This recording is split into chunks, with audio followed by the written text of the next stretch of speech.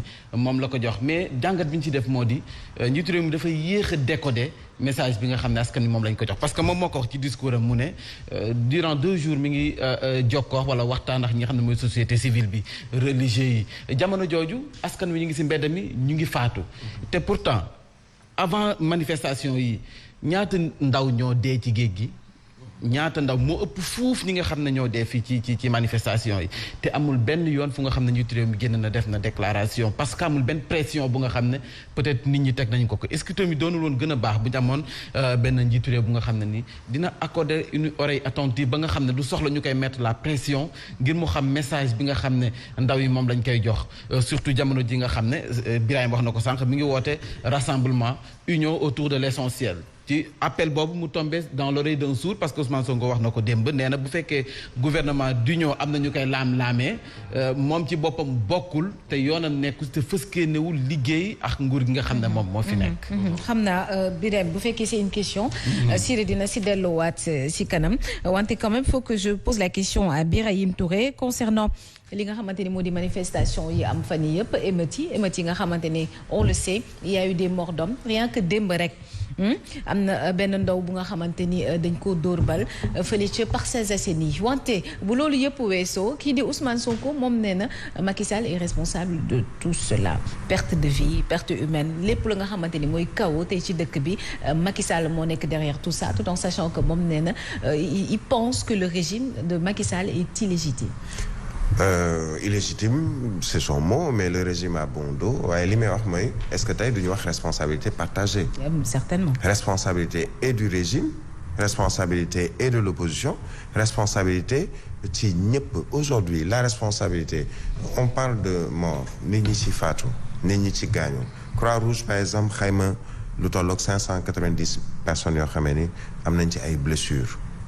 109 filles à l'université Cheikh Anta Diop de Dakar qui on le sait est éminemment politisé. Quand yëpp ku ci nekk di xëcc ci jëmale sa bord gis nga dans le contenu du discours ku ci nekk da ngay xëcc ci lu jëm ci wàllu politiser cette histoire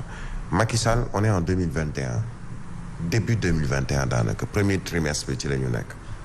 ñu jëm ci ay élections en 2024 il a encore li ñu naan les cartes en main ci lu jëm ci wàllu élection parce que il est encore président de la République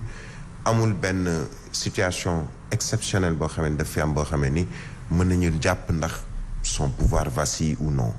coow lay bari malgré le nombre de morts malgré les blessés malgré les manifestations qu'il y a eu ces derniers jours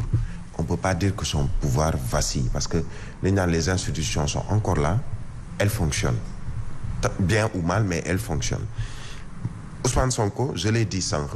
il est dans son rôle de politique et surtout li ñu doon wax ci leader de l'opposition il est dans son rôle donc ba ci biir discours am il faut qu'il affiche que coow li mooy yéen a ma wër et tous les propos qui sont tenus par des hommes politiques dañ ci wut dividende ku mu mën a doon muy opposition muy pouvoir ku ci nekk sa geste sa action yaa ngi ci wut dividende politique ñi ànd ak Ousmane Sonko ay la yowén am na ñoo xamee ni coow li bari mais bu doon seen sago ñoom ñooy jiitu tous les gens qui sont derrière Ousmane Sonko on a vu une sortie de Khalifa Ababacar Sall c'est un pur produit du Parti socialiste xam na politique génnam ce n'est pas une sortie fortuite àndam ak Ousmane Sonko c'est pas fortuit ak yeneen ak ñeneen leader yëpp ku ci nekk tey bu ñuy wax chance entre guillemets politique wala acquis politique yu Ousmane Sonko yi mu am bu doon seen sago ñoom ñooy am yooyu les acquis politiques ñoom ñooy am yooyu les chances sur le plan politique mais au-delà de tout ça il y a un journal qui en a parlé il s'agit d'un truc amer ndax lan tu parlais tout à l'heure de ces différentes personnes qui ont été tuées mais il y a loo xam ne dañ ko war a def actuellement Ousmane Sonko wax na ko d'autres leaders de l'opposition wax nañ ko la société civile wax na ko il faut nécessairement qu'il y ait des enquêtes oui, tout à fait. parce que on a vite fait de désigner la police ou la gendarmerie ou l'armée ou même des nervis ou même des citoyens yoo xamee ni dañoo dugg jaxasoo ci biir manifestation yi mais il faut nécessairement mu am enquête pour situer les responsabilités ci ñi nga xamee ni ñoom ñoo faatu toll nañ ci fukk ak seeni tur on les a ñi ci am ay gaañu lim bi xam nañu ko mais est-ce que dañu war a passer tout ceci par perte et profit comme ni ñu koy waxee ñu ne bon ça va léegi jàmm dellu si na et puis on tourne la page non d'accord kër gi mu ngi doon lakk fay nañ ko wala on a tout fait pour fay ko maintenant il faut savoir lan moo ko taal ñan ñoo ko taal ñan ñoo am intérêt pour mu tàkk maintenant dans ces intérêts qui peuvent être divergents pouvoir mën na ci am ay intérêt opposition mën na ci am ay intérêt te quelle que soit la situation chacun va vouloir li ma koy waxee sànq tirer la couverture sur soi Sonko génne 10 ou 9 pratiquement ay demandes ay exigences il est dans son droit légitimement am na sañ-sañ vu ce qu'il a accompagné ñi ànd ak moom ci bi muy jógee ca tribunal bu palais de justice bu Dakar di dem këram ñi ànd ak moom ca ba muy dem këram ña nekk ca buntu këram ñi ànd ci manifestation bi amoon ca place de la nation ci boulevard bu Centenaire ñi fa nekkoon ñëpp mooy le cachet populaire de ces différentes manifestations mais ku ci nekk ci ñoom da nga cee xëcci ci lu jëm ci wàllu politique on est en 2021 wax na ci élection locale nañ ko amal le plus rapidement possible ça a toujours été une demande de tout le monde surtout de l'opposition parce que ñenn ñi dañoo yokk li nga xam ne moom mooy seeni mandat entre guillemets parce que prorogé nañu ko mais tamit tey il est temps que ñu dem ci élection locale yooyu ba ku ci nekk ñu xam sur le plan populaire ce que tu pèses ci sa gox muy commune muy collectivité territoriale entre autres donc moi ce que je peux retenir c'est que d'accord il y a une situation on a dépassé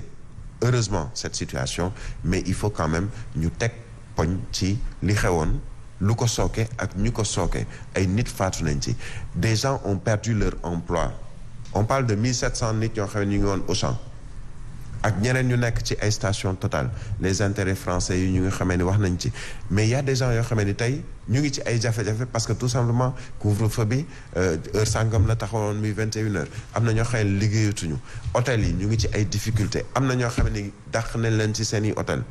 ci fañ doon liggéeyee et cetera loolu yëpp tey war nañu ko càmbar seet solution par rapport ak loolu parce que ñi ci ñàkk seen liggéey ñi ci ñàkk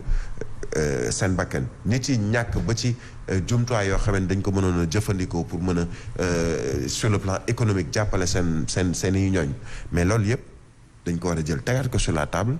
wut ci ay solution début de solution la wax pour genre réorienter un peu le budget loolu la Macky Sall wax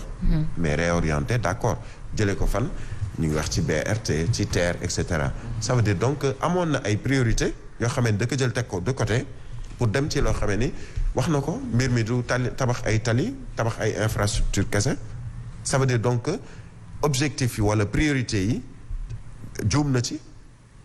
il tente de rectifier dans son discours ça veut dire que juum na ci ay priorité am donte da doon topp looloo waral mu ne il comprend les préoccupations et les inquiétudes des populations parce que il a c'est-à-dire est-ce que tamit Birahim est-ce que suñu xoolee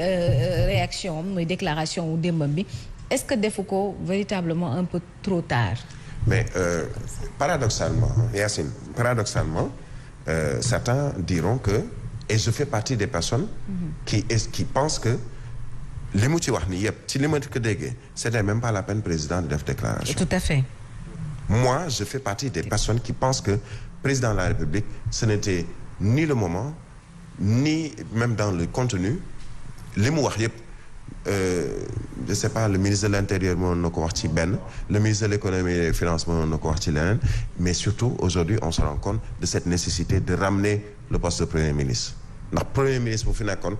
toute la déclaration de Macky Sall moom mën na ko tënk ci benn wax ndax coow li mooy benn point la ci nit ñi gën a jàpp mooy couvre-feu bi dañ ko mesures restrictives yi dañ koy dindi. en attendant que ñu lever ak yeneen